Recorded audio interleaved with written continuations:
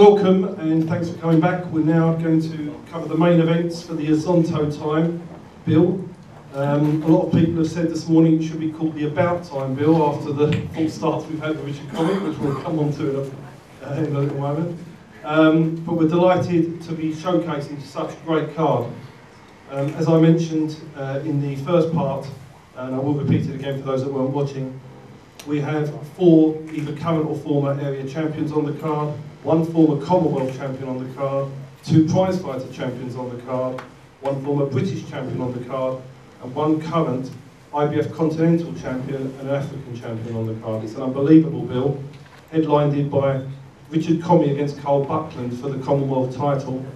Against Garry Buckland. And Garry deserves extreme credit for being the only British fighter with the cojones to step forward and fight Richard, and he deserves unbelievable credit for that, and we'll cover more about that in a minute. We have Battle of the Undefeated for the Southern Area Light Heavyweight title between Miles Shinkwin and Joel McIntyre, and I think between them they're 21-0, so it's going to be an amazing fight. Freddie Turner, also from the Johnny Eames camp, he defends his Southern Area title against Chris Aguilera, who has always wanted to win a Southern Area title. This will be his 3rd attempt. We have Joe Mullender and Danny Connor fighting for Masters titles. And then we've got a great cruiserweight bout between Tony Conquest, former Commonwealth champion, and Carl Dilks, Larry Akindayo, former prizefighter champion, etc, etc, etc. It's an unbelievable night, and as I say, it's a TV card about TV. What I'm going to do now is introduce everybody up here. I'm then going to pass the microphone to Mickey Amu, who has been involved in the whole Richard Commey saga. He'll talk about it from Derry Matthews through to where we are today. And then we've got loads of questions. I'll pass them through to Matt from Boxing Evolution TV, and then we'll round it up with a few chats with everybody on the panel. So, to my right, we have the current IBF Continental Champion and African Champion, Richard Commey. 17 fights, 17 wins, 17 stoppages. It's an unbelievable record. I think it's only Deontay Wilder that's got a better record of this in the world.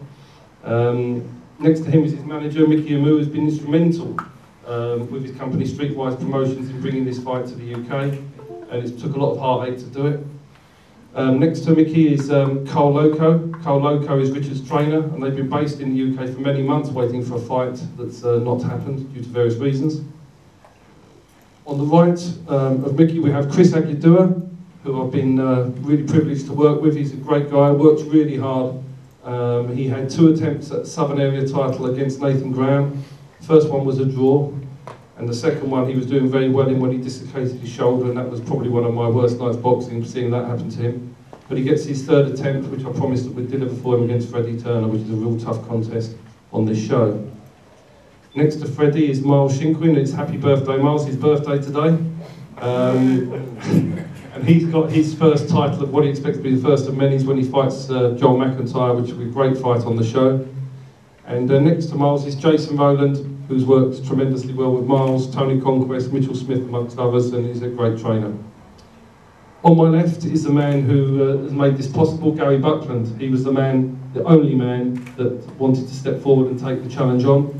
The rest of them have been running for covers, running for the hills, and running wherever they wanted to go to. And this man who's fought wars with Gavin Rees in his last 2 fights is a real fighter. And I'm sure he's going to bring his A game in what most people call as a real 50-50 fight. Next to Garry is his manager, Brian Powell, who's done a great job in helping the fight get arranged. He's been an absolute pleasure to deal with. And on his left is an unbeaten light heavyweight from Portsmouth, Joel McIntyre. I've watched his career with interest, and he's done extremely well, and obviously this for him is his D-Day as his mark, and it's 2 great fighters going together on the undercard. And one of Britain's long-established trainers, who's had many champions, Johnny Eames, who worked with Joel, is on the end of the table next to Joel. So what I'd like to do now is just to pass the microphone to Mickey Amu from Streetwise Promotions. He'll talk about the whole saga, and then we'll go to the questions. We've got many questions that Matt from Boxing Evolution has got. Steve, firstly I'd like to thank all of you for turning up today and showing an interest in what we believe is going to be a great fight and a great show.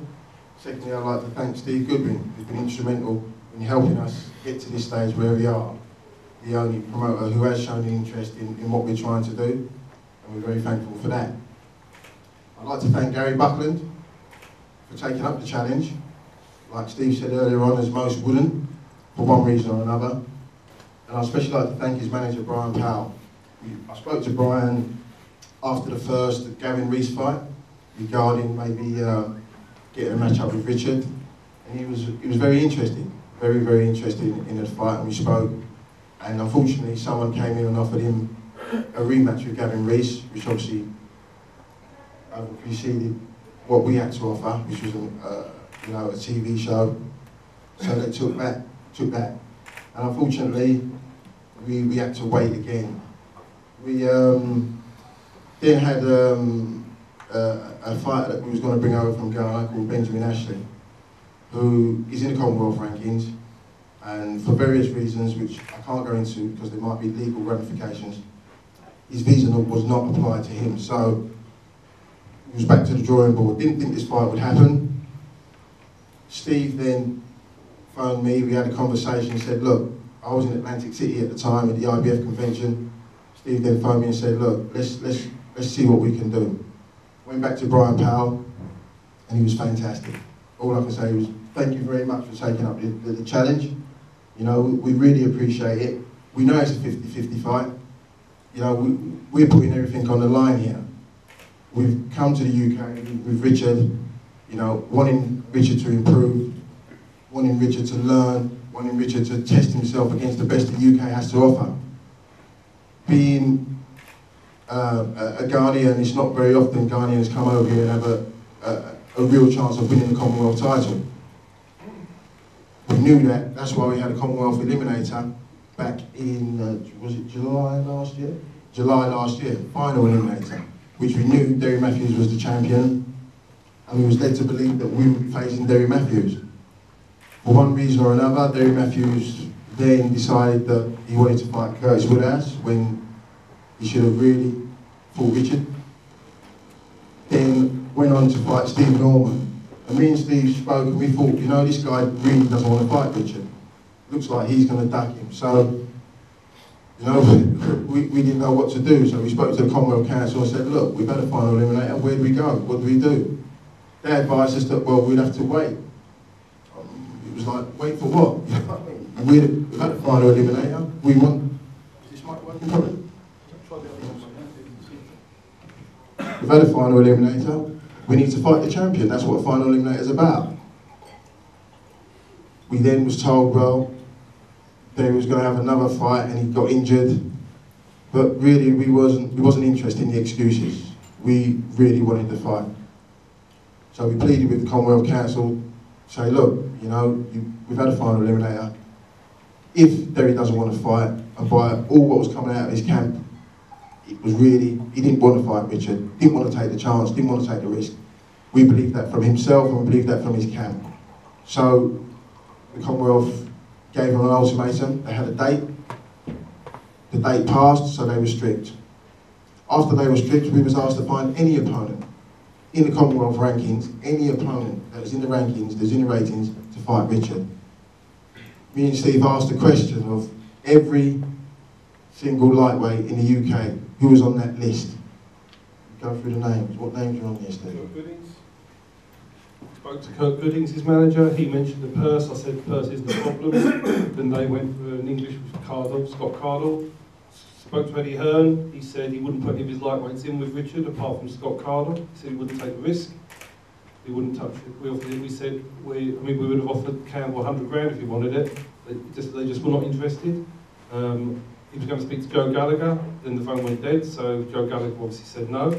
So they were saying no. We went through, we just went, every single lightweight in this country was offered. Richard was also mandatory at that point to fight Kevin Mitchell for the IBF International. Kevin Mitchell vacated, okay, he's gone on to other things. But it's just a continual vacation, avoidance, excuses. And it's not about money, it wasn't about money, it was the fact they didn't want to take the chance. And for me, the problem with the British lightweight division is we've got a round-robin competition of British fighters fighting British fighters. There's a world-class fighter here from Ghana, but they just seem to want to masquerade as world-class fighters.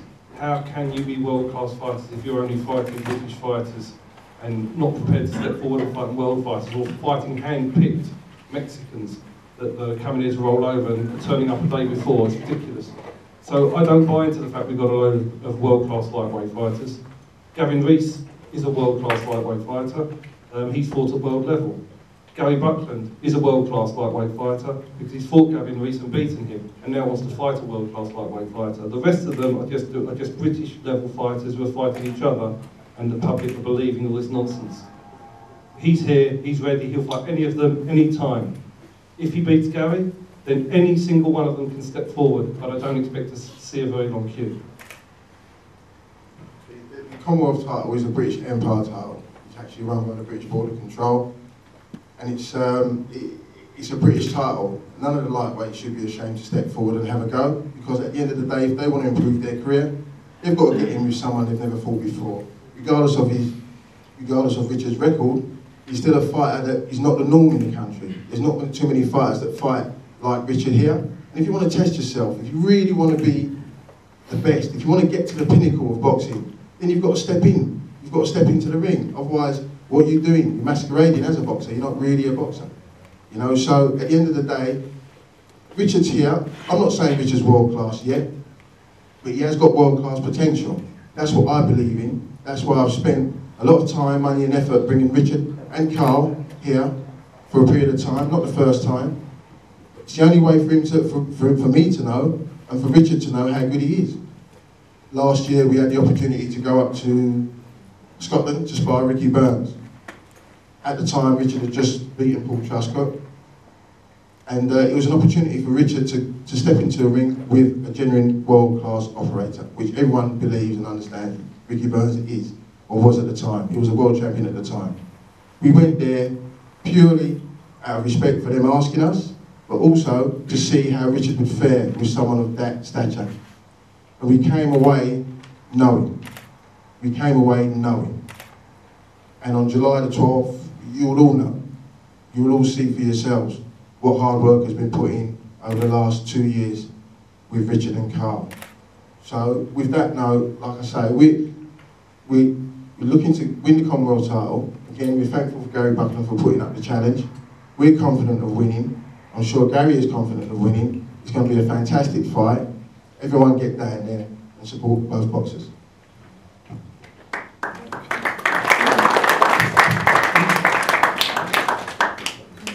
Are we ready with the questions?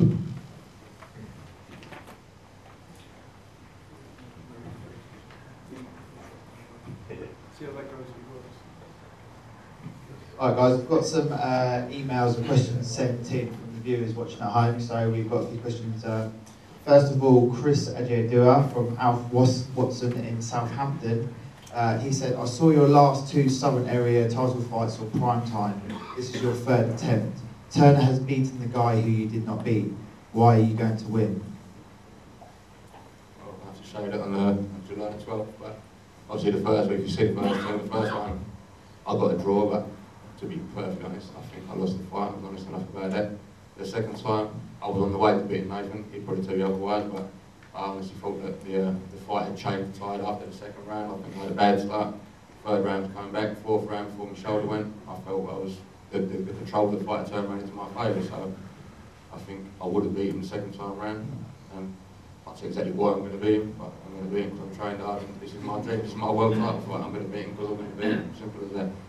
Is it a case of 3rd time lucky?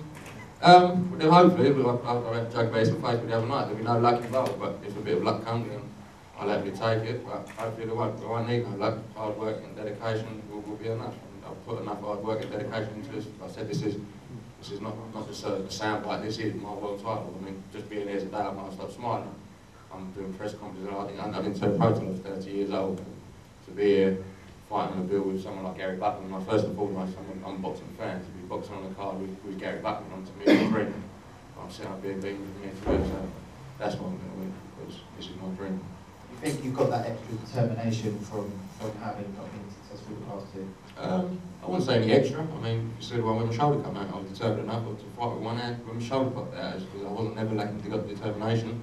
Just had a bit of bad luck that night, and hopefully, I said if I need a bit of luck this time, I'll get the luck. If not, then I won't have the luck. I'll just win the fight. Simple as that. Okay, thank you. Does anyone else have any questions on that subject before we move on? Okay. Next, a question from Miles Shinkwin from Paul Walsh from Bushy. Is this your hardest fight to date? I have read your chin and heart have been questioned. Have you ever been put down in the amateur or pros? I've heard a lot of things about my heart, my chin, my stamina, my ability to do 10 rounds. If they're all true, then Joel, you've an easy night on 12. I think just talk about what I can and can't do.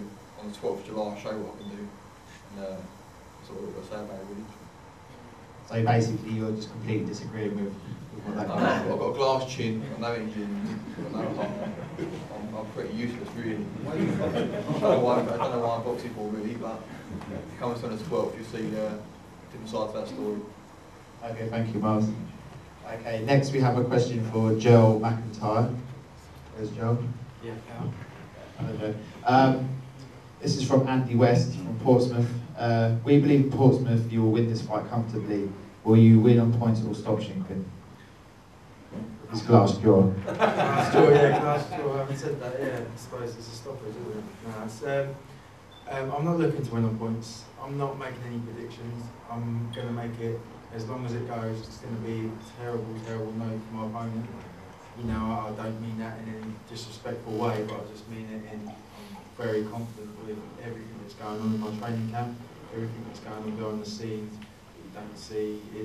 Everything is spot on right now, and yeah, I'm very, very, very confident. We've both basically done our work. We've done our work. We've got our fights. We're both unbeaten. This is the exam. This is the test. You know. I guess we just see what happens. It's just I'm just going to go through the fight. I'm just going to go through. I'm going to do what I've got to do. And if it happens, it happens. You know. If it doesn't, it doesn't. Whichever way, it's a win. It's a win. Have you seen much of Miles in action before? No, I haven't. Again, I don't mean that in a disrespectful way. I haven't seen him. No, I haven't. My trainer, Harry Andrews, he's watched a few bits and pieces. So basically, he's going to come up with a game plan. We're going to execute the game plan, and it's going to work. So you're predicting a stoppage for this fight? No, like I say, I don't make any predictions. I really don't. I don't like to disrespect anybody like that. I can't say I'm going to come in, I'm going to knock you over, I'm going to do this, I'm going to do that. But just a definite win. Yeah, well, that's all I think. I just think that's it. That's how my life's going to go. That's it. Any comment on that, Miles? See you on the 12th. Absolutely. The great thing about it is it's boxing, 2 unbeaten fighters. It's a serious fight. It's a real fight, you know. That's what excites me, and it's making me excited as I'm speaking now, because, you know, don't no disrespect to a journeyman, the game, you couldn't have the boxing game without them, but, you know, and not calling them a journeyman, I'm saying basically I've had 11 fights, and it's just time to step it up. I said to my manager, I said, look, I want proper fights now. I'm not going to be able to get my head in it for these people that just turn up for a paycheck. I want someone who's going to come and try and take me out as much as I'm going to try and take them out, and then the winner, you know, will be the better man to win on the night. So it's you know, hopefully it captures the imagination. Okay, well, Miles doesn't look too impressed with what you've been saying there. I'll try to stay respectful. I don't mean to be like that. He's obviously going to have a different opinion to me, you know, but like I say, I'll just try to be respectful. The man obviously works very hard at what he does. He's not here now if he didn't, you know, and I do the same. Okay, so. Well, thank you very much, Joe. Next, we have a question from Richard Commey from Kevin McKerney from Worcester. Are you disappointed or happy with the change of opponent from Ashley to Garry Buckland? Well, not really, because this is boxing and anything can happen. As long as I've got someone to fight, because I really need this title. So as long as I've got someone to fight me, I'm alright. So whoever you get put in front of you, that's it. I need this title. I put my life behind this, and if I cannot win this title, then it doesn't matter if it Brick or Corbin or Giant or whatever. I need this title, so I need to fight the person. Okay, thank you. Thank you very much. Any other questions before we move on from Richard? Okay, next question for Johnny Ames from Paul Brown in London.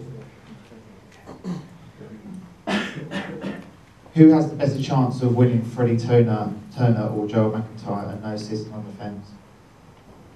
Difficult question for a manager to pick one fighter, but what I will say about these two boys, I'm not going to pick who I think will win or who won't win, how much we fight, because I think they'll both win. But with these two fighters, I've had some great fighters, some great champions in the past, and all have applied themselves very well, but these two boys are just every bit as good as the Graham Mills, as the Kevin Lears, as the Kevin Mitchells. Of all the boys I've had in the past, these two boys are just equally as good. I won't be putting boys into title fights just for the sake of it. I'm not one of them managers who wants to say, yeah, my boy's fighting for a title. He ain't got a chance, but I'm putting him in it anyway. All my boys who go into title fights have all got a good chance of winning.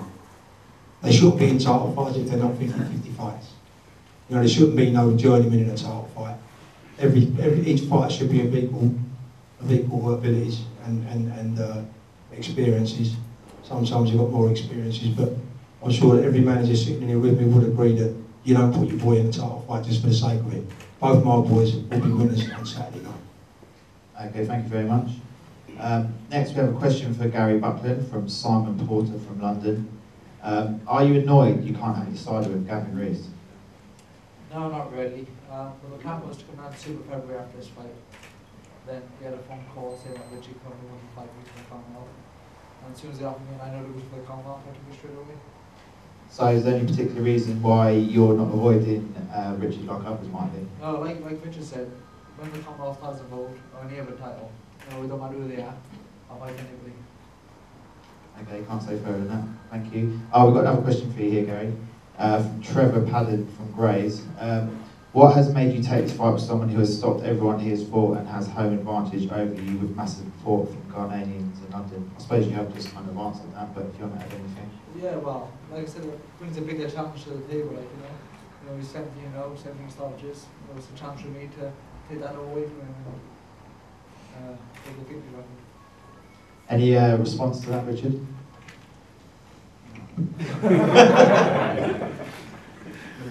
Do you think the O is going to go? Do you think the O is going to go? Well, I can't predict, but definitely I'm going to win. Okay. We have a question here from for Brian Powell. This is from Trevor Padden again. Do you think Garry beats Richard, and if so, how? Like Garry has said, well, first of all, I'd like to thank Steve and Mike for giving Garry this opportunity, because the Commonwealth title is still a great title. And with Richard and Garry, two great fighters. Garry thrives on competition, especially for titles. So yeah, I think Gary's right, he's going to add a low to Richard's record, because they're great fighters, they both come forward fighters. It's going to be a terror, you know that. Garry loves a terror. So on the night, best man in the world. Okay, thank you very much. Last of all, question for Carl Locko. How do you see the fight going, and how does Richard win against someone who is so much more experienced than him and has mixed at a higher level? Yeah, thank you very much. Actually, we're sitting here for now, having this show coming on 12 July. We are very, very happy to see ourselves sitting here, especially with Garry Buckland. I mean, meaning the fight is coming on. Only with that one, we are happy. And for now, even here in the UK, it's our second hope. Now we're making sure that we are going to make UK proud, although we are coming from Ghana. And that is why we choose to come through the lightweights over here, because we know they have a good lightweights over here. That we thought we have to try our pulse with them. That is why we are here. In regards to Richard winning this fight or not or whatever, that is why we are here. You need to fight with the best, the ones that their names are there. You need to test yourself, fight with them, and come up with your decision. Let people know the man you are. Not most of the time by you talking much or making noise, but make sure when you go in the ring, you come up with your decision that people expect to know or to see. Richard is going to win, like I'm saying. The big man over there is not coming in the ring just to come and stand. I know he's coming there to do all his best that he can do, but I will urge him to do more, because we are going to give him something for him to cheer up. Thank you. It's not about the doping. That's it. That's all about the doping. Win, that's it. I know Jason's a late addition to the panel at the bottom. I know he likes to chat. Steve, that's all the questions done. Jason, how do you feel the fight with Miles and Joe McIntyre will go? I think it'll be a very good fight. But Mark sparred around with Joe before, didn't he? Yeah, a long time ago. I didn't see it, funny enough. I respect him, Joe and Johnny. Miles is very, very gifted for light heavyweight, and I believe he's going to go on for bigger and better things. It's his time to show, really, show his class. So I'm looking forward to it.